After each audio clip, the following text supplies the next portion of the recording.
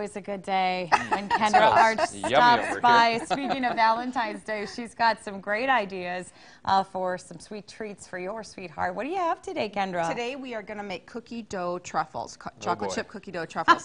Now everybody wants to, when you're making your chocolate chip cookie dough, you always just want to take it and eat it, and it's good. But you know, there's always that chance. Raw eggs equals possible illness. That's right.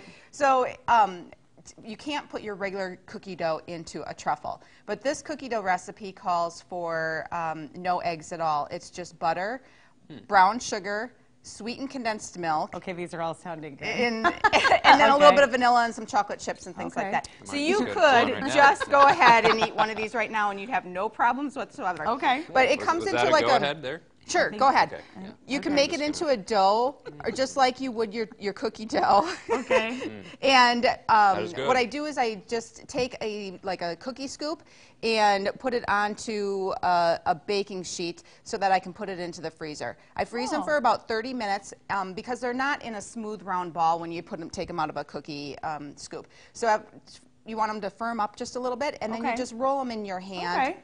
And then they get nice and smooth. And then I put it back in the freezer for about 30 minutes so it'll firm up. If it's soft, lots of times the cookie dough will stick to your dipping tool, whether it's a fork or a plastic spoon, and then it's hard for it to seal. But you just take it and put it into your melted chocolate. Okay.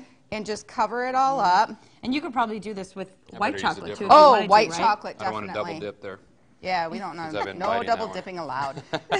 And then you just take it, once you have it dipped, put it onto your nonstick mat or wax paper. Now, I learned from my snowman disaster last month that I should only dip once, right? Yeah, dip once. All right.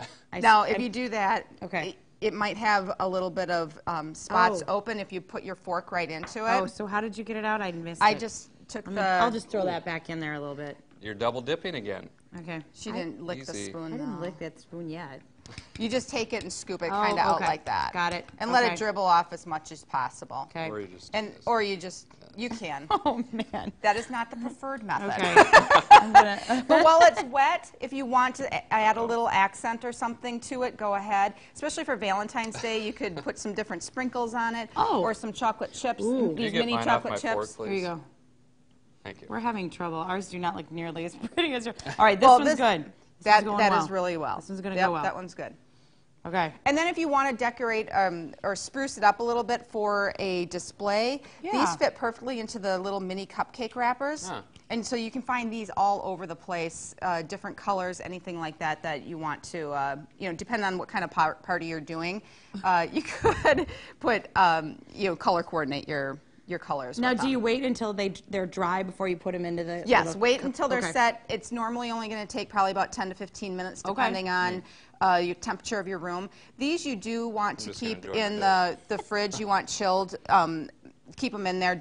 There's nothing in there that's going to spoil, but they do taste better when the cookie dough inside is firmed up. Okay. If it gets too soft, I mean, it still tastes good. It just I like the texture of it when it's firmed up better. And I love this one. Do you go back after it's dry? After it's dry, get a closer shot of this one because it's you just take a little bit of chocolate and drizzle it on. Back and forth. So and this is probably even prettier if you have a contrasting color like a white chocolate or a dark chocolate or some other color that you want. This one, see the drizzled chocolate there? It really kind of looks like a real professional. Yeah, it does. It looks really professional looking. Are you saying Kendra's not professional? No, that's quite all right. Wow. No, she did that one. Yours, however, does not look that professional. Hey.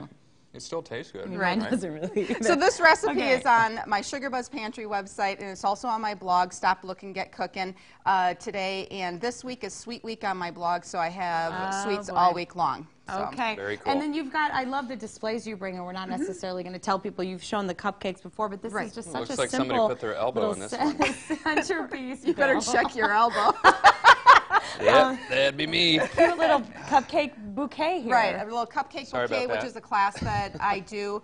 And if I don't have a class scheduled for you at a certain time, give me a call. If you have it's always a fun girls' night out, and that's what I'm actually getting more of, is ladies calling me with a group of friends that want to come and learn something to do. So cool. Well, awesome. And again, sugarbuzzpantry.com, and the blog is StopLookinGetCookin.com. All right, we are going to take a break, and we're going to give these a little taste. We'll be right back. Don't go away.